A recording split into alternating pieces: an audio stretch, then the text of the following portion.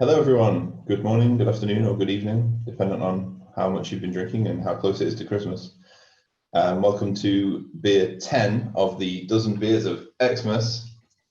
And this is the final, what we describe as hop forward beer out of the dozen beers that you'll be trying.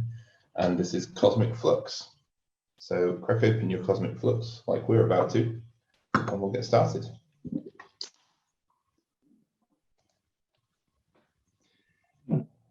I'm having Cosmic Flux in a Dark City glass as a little bit of a memorial to Dark City, which should have been this weekend, I think, which is upsetting because it's one of my favorite festivals. Weekend?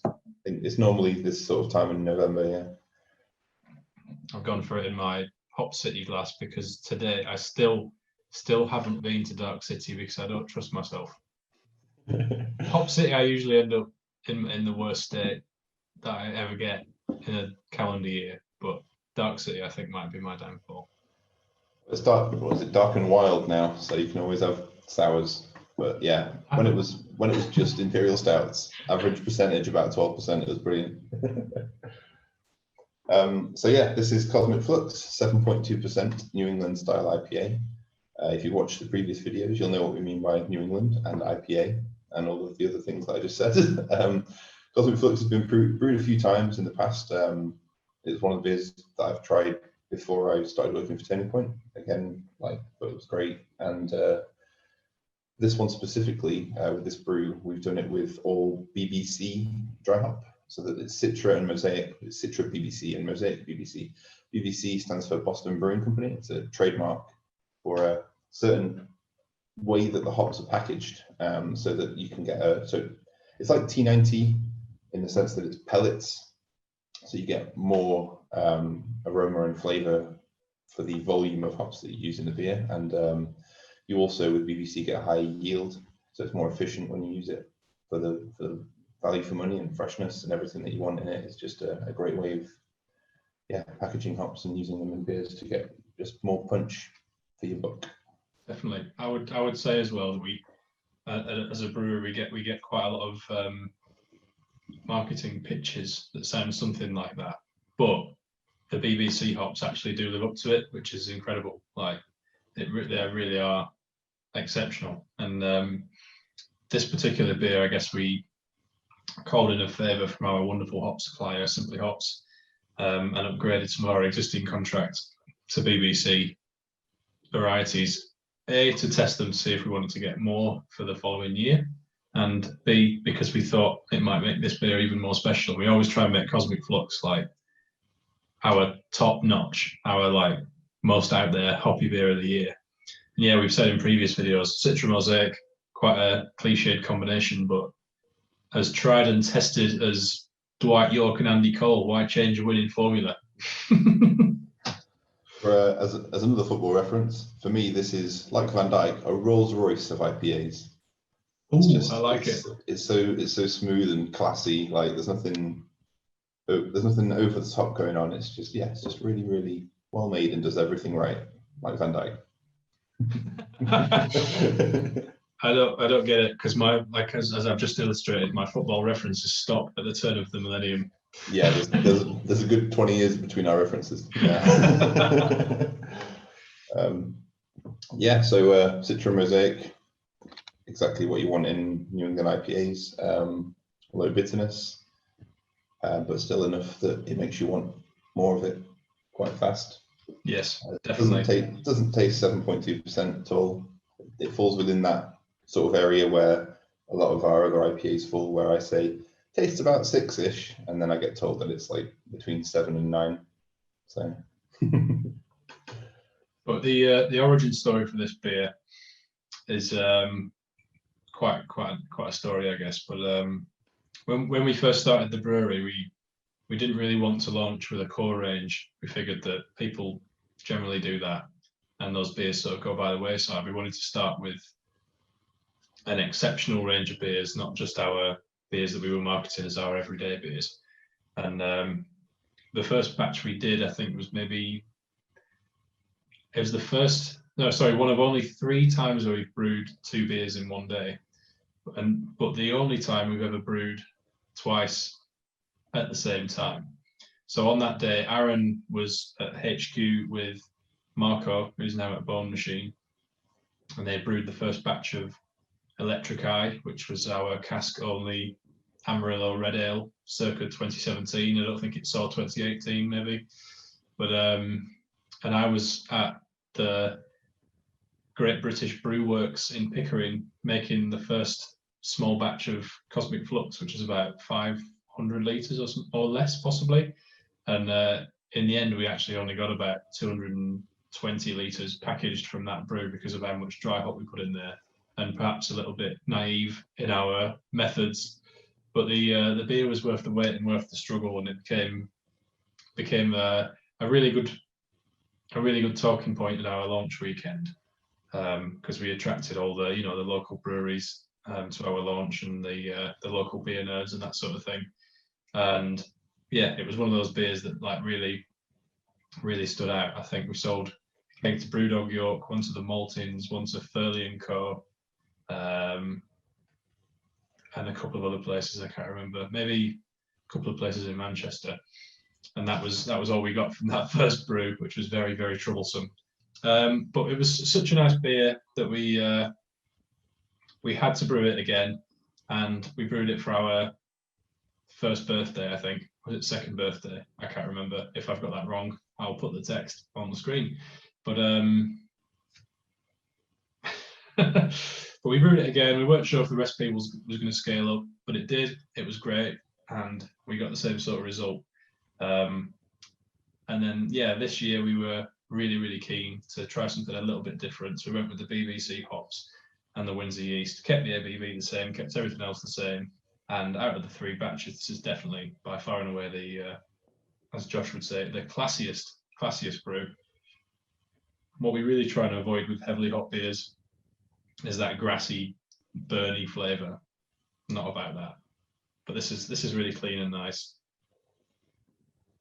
Yeah, I mean, it's been out a few months now, still tasting brilliant. But even when it first came out, I don't think it had any of that hop burn grassiness to it at all. It was already smooth. Yeah.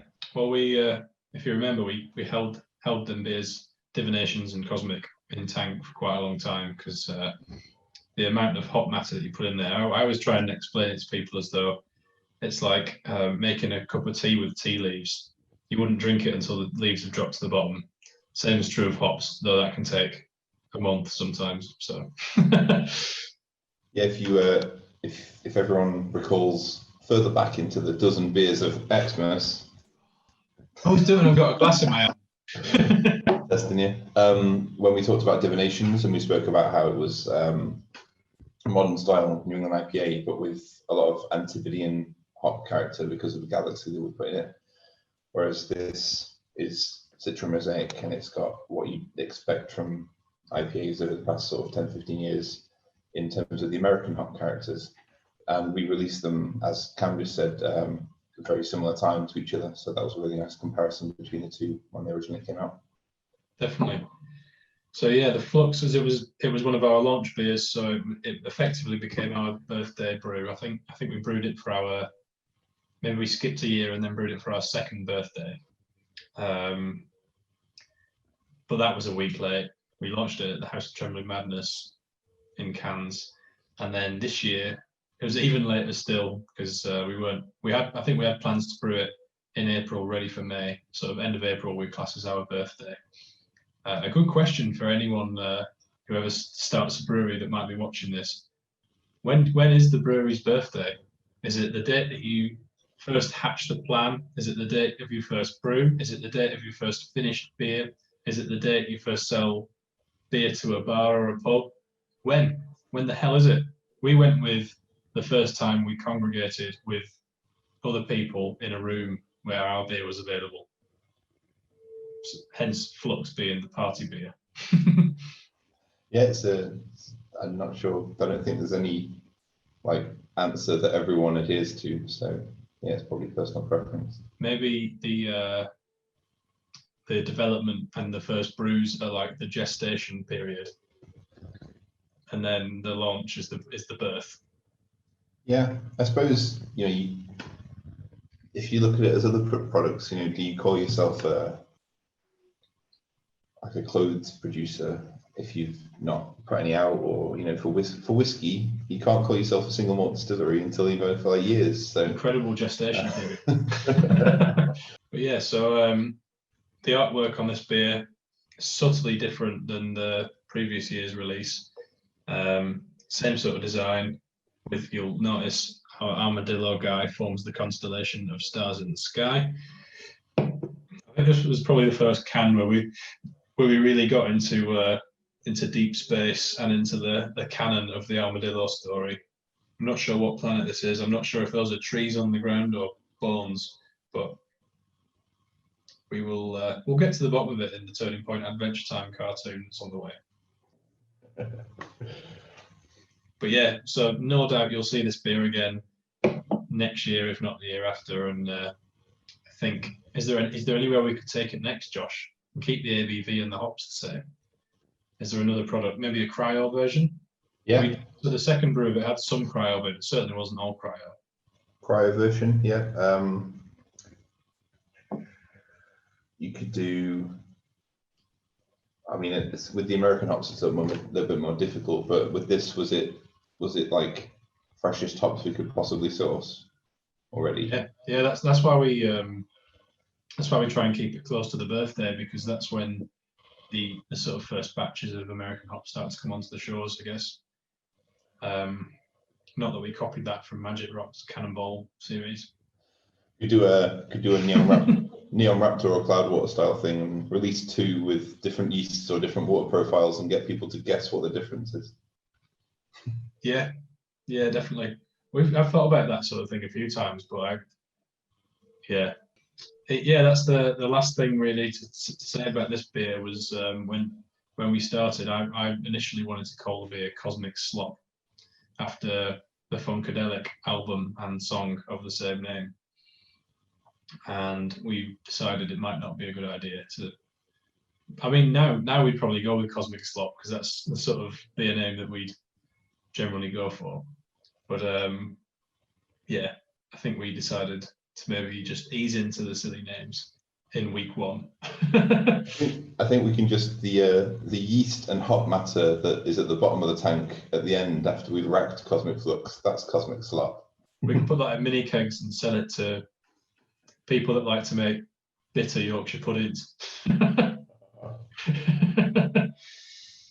Anyway, I must give you all a twirl, because I did promise to put my Christmas pajamas on for this one. So I've got my. What are they? Are they penguins? I guess they're penguins. Yeah, Papa Elf with the penguins. I didn't sign up for this, but apparently I tried to get rid of all my clothes this year, and the Christmas pajamas were not allowed to be thrown out because they're part of the cultural rituals in our house, I guess. I threw away my Christmas jumper a few months back, so I don't have anything, sorry, except for what I wore in the earlier episodes. I think our viewers are interested in what you might appear in the last 2. Have you got anything in mind for the next video, tomorrow's video, for the lager? You'll have to wait and see. You'll have to wait longer than me, everyone. Whoa! We will see you tomorrow. Cheers. Bye for now.